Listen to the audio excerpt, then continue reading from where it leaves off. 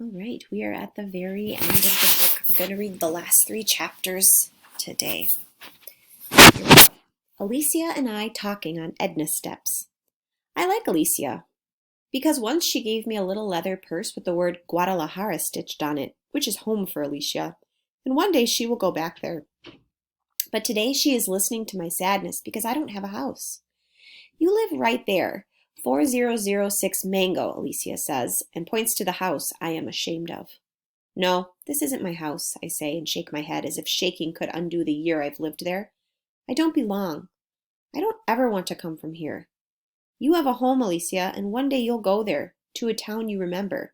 But me, I never had a house, not even a photograph, only one I dream of. No, Alicia says, like it or not, you are Mango Street, and one day you'll come back too. Not me, not until somebody makes it better. Who's going to do it, the mayor? And the thought of the mayor coming to Mango Street makes me laugh out loud. Who's going to do it? Not the mayor. A house of my own. Not a flat, not an apartment in back, not a man's house, not a daddy's. A house all my own, with my porch and my pillow, my pretty purple petunias, my books and my stories, my 2 shoes waiting beside the bed, nobody to shake a stick at, nobody's garbage to pick up after. Only a quiet house is snow, a space for myself to go, clean as paper before the poem. Mango says goodbye sometimes.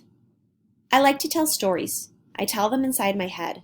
I tell them after the mailman says, "Here's your mail. Here's your mail," he said. I make a story for my life.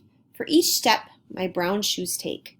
I say, and so she trudged up the wooden stairs, her sad brown shoes taking her to the house she never liked. I like to tell stories. I'm going to tell you a story about a girl who didn't want to belong. We didn't always live on Mango Street. Before that we lived on Loomis, on the 3rd floor, and before that we lived on Keeler. Before Keeler it was Paulina. But what I remember most is Mango Street, sad red house, the house I belong, but do not belong to. I put it down on paper, and then the ghost does not ache so much. I write it down, and Mango says goodbye sometimes. She does not hold me with both arms. She sets me free. One day I will pack my bags of books and paper. One day I will say goodbye to Mango. I am too strong for her to keep me here forever.